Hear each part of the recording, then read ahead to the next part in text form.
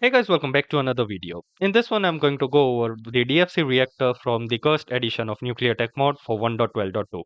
Now, I made a short for this one, and the comments on the short made me realize that I had just touched the tip of the iceberg. There is so much more to this reactor than I first thought there was. So, in this video, we are going to do it all. Firstly, we are going to make a simple DFC reactor, then we are going to test out some weird cores for it, then we are going to push it to its limit, and finally make it go boom. So, without any further ado, let's get straight into it. Alright, let us start by first seeing what are the things that this mod has to offer when we look up DFC in the Creative tab. So, firstly, you'll see something new called the DFC redirection cable. And when we place this down, it looks like it can take the DFC beam and redirect it. However, in this video, I didn't really test it out completely. Then we also have the normal DFC absorber and the reinforced variant of it. Now, in the GUI, they look completely same. The reinforced one looks pretty cool on the outside, but inside they are both the same. So I don't really know if there is any difference to them. And we finally have the DFC heat exchanger, using which you can heat up coolant and run a boiler. Why won't you want to power a boiler using the power of a literal star? So let's start a simple DFC reactor construction. Firstly, I'm going to make a core, and normally this is how I would do it. But in this version, you can do something pretty cool. Now I'm going to place the remaining components, which is going to be the booster, the absorber, we have the stabilizer, and finally the fuel injector on the bottom. And now these are not in the same plane, right? But we can still make this work using any of the target designator. Shift right clicking the core and then right clicking the component will turn these components towards the core. How cool is that? So using this, we can turn every component facing the core, and this works with multiple components as well, as you will see in the further parts of the video. The GUI of these components is kind of the same like it was in the previous DFC versions. Now there are four types of lens: the normal lens, the limiting stabilizer lens, the boosting stabilizer lens, which is what we will use, and finally the most powerful one, the undefined stabilizer lens. Now this one will go in a stabilizer which will require continuous power in order to work, and it will eat up durability when it is working. For the fuel, I am going to use hydrogen and oxygen, liquid hydrogen and oxygen, because it is the most simple fuel that you can produce continuously without putting in much effort. Also remember that the booster and the absorber, both of these will require cryogel so that they don't melt down into lava. So make sure that they do have cryogel in them. And finally, let's come to the core. There are four types of core, but we will start with the vibrant singularity, the most simple core there is. And you can see the stats on all of the different catalysts that there are. They have energy modifier, heat modifier, and fuel modifier, which are pretty self-explanatory. For this beginner one, I am going to use two Sherbidium DFC catalysts. So let's place this in like this. And then we will place down our core, which is the vibrant singularity core. And now let's increase the stabilizer power to 100% and make sure that we are supplying power to it continuously. And finally, it's time to start the reactor by basically powering the booster. And this is how the vibrant singularity core looks like. Produces a nice humming noise and yeah, has these great particles revolving all around it. Now the temperature will go up and then it will stabilize at a point, and the meltdown is dependent on which catalyst you are using. So Sherbidium has a pretty high melting point, so that's that. And as you can see, the stabilizer lens, as it has a force field modifier, negative 20% force field modifier, we are not at 100% force field, even though that is what we have set it in the stabilizer. And we are producing 7 teraHs per second, which is not bad, but we are consuming much more than that. So if we basically power down the stabilizer, that will result in an increased temperature, and the stabilizer field will go down. However, we don't really need 100% stabilizer for such a simple fuel and such a simple setup. So I have lowered it down to all the way to 50%, and you can see the temperature has gone up to 1500, and we are producing much more power now. And even with 100% booster power, it doesn't really make that much of a difference in the temperature. And we will very soon touch 30 teraHs per second. So yeah, that's pretty cool. And yeah, that is a very simple running DFC reactor. for those of you who want to run it using simple fuels like hydrogen and oxygen. Very simple to produce. So yeah, you can see this is pretty stable. We also have two fields, the contained energy and the expelling energy, something we will take a look at when we are seeing how these melt down. Now, if I reduce the setting in the absorber, this will change the contained energy. It will start to go up, and the expelling energy, same goes for that. However, I don't exactly know what is the purpose of this thing right now. I haven't really played around that much. This is also my first second time testing this thing. So yeah, that's that. And now I'm going to increase the number of boosters just to show you that this can work. So connecting cryogel on the bottom or on the top, you can do it however you want. There are connections on 5 sides. And yeah, with 5 boosters all running at 100%, we are at 1800 degrees Celsius and producing decent amount of power from barely 20 millibuckets per second of hydrogen and oxygen. I don't know if this number is right or if there is a bug, but yeah, that's pretty low fuel consumption for the ridiculous amount of power that we are producing. So that's that. Now to turn it off, if we power off all of the boosters, the temperature is gonna take some time to go down completely. It took like 2 minutes.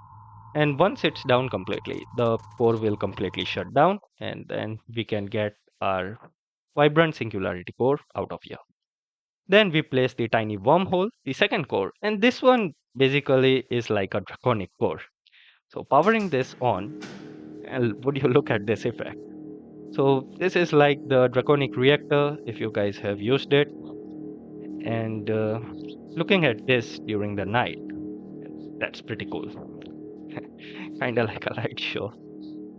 And yeah, that's the tiny wormhole, which will give you more power than the previous core, the most basic version that we used.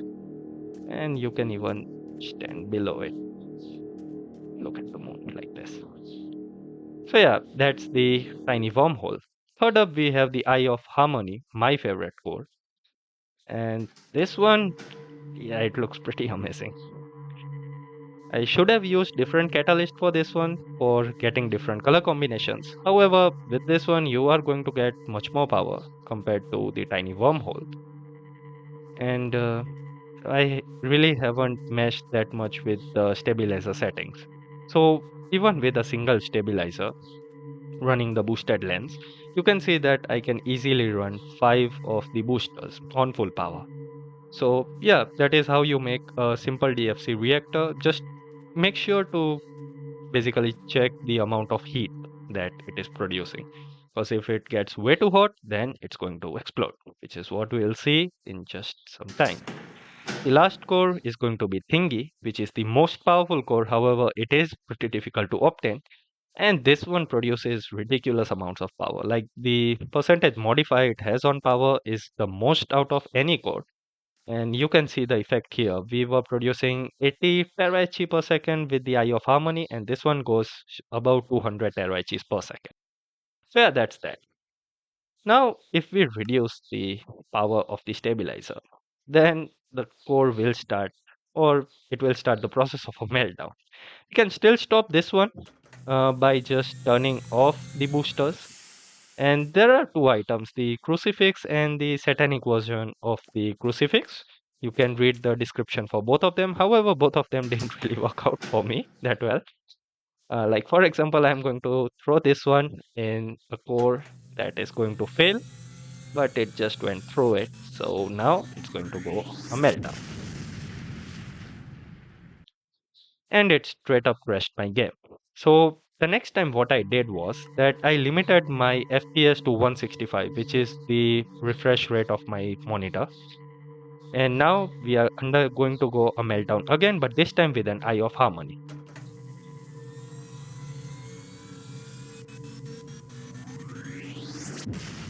Boom.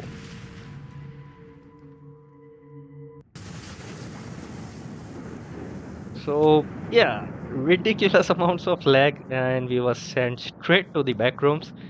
And I don't know if it was because we used antimatter anti-sherbedium fuel or that is the general size, but this is a massive crater right here.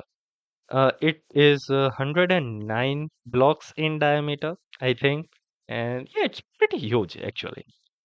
Now we use the high energy field jammer. And let's see how the meltdown looks like now.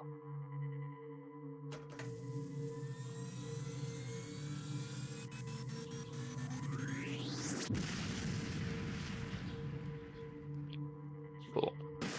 So it was much more contained than its previous version. However, this entire thing is still not shutting down. We are going to undergo more meltdowns now because you can see the expelling energy is ridiculously high. And now begins the process where our core is going to start sucking in blocks, entities. It's going to suck me in this first time. And yeah, you are going to see a much different version of the meltdown now. So make sure you enjoy this one. Gonna get sucked in 3, 2, and 1. Inside the core we go.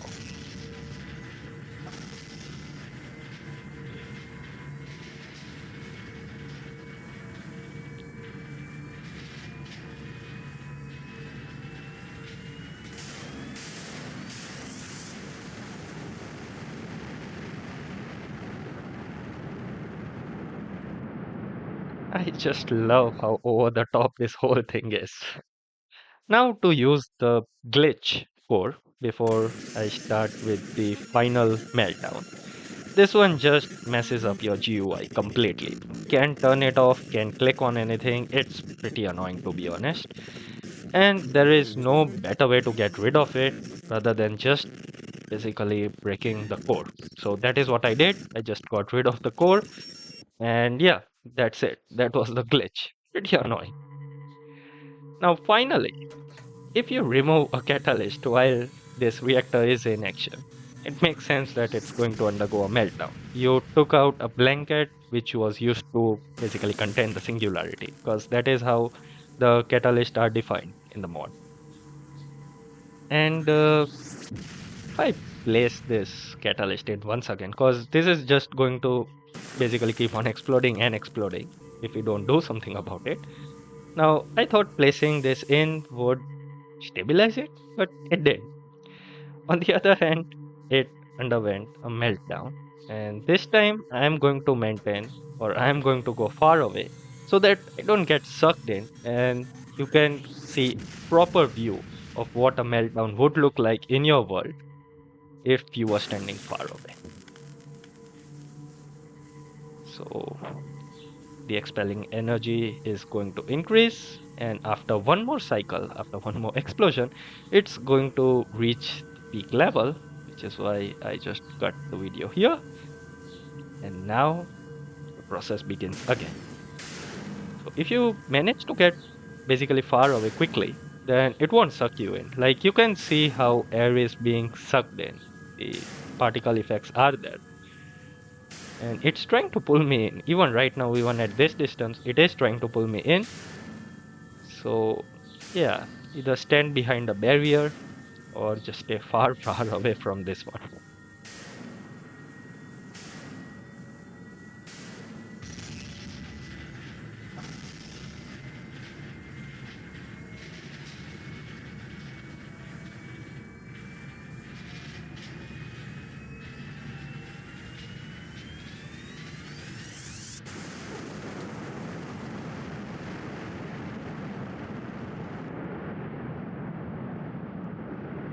There. Back to the back rooms. And yeah, so as I said, I really, really enjoy how over the top it is. Makes you feel like what kind of power this event holds. Like it alters your world. I took out a big chunk of mine, and this time there aren't even basically there is no terrain. I don't know where it disappeared. If my world is permanently broken, what is the case? I don't really have any idea. But yeah, that is just how powerful these events are. So that was the DFC reactors, the meltdowns that they can go. I hope you enjoyed this video. You learned something from it. If you did, do smash that like button and subscribe to the channel if you want to see more content like this. I'm gonna see you guys in the next one. Until then, peace out and stay safe, my dudes.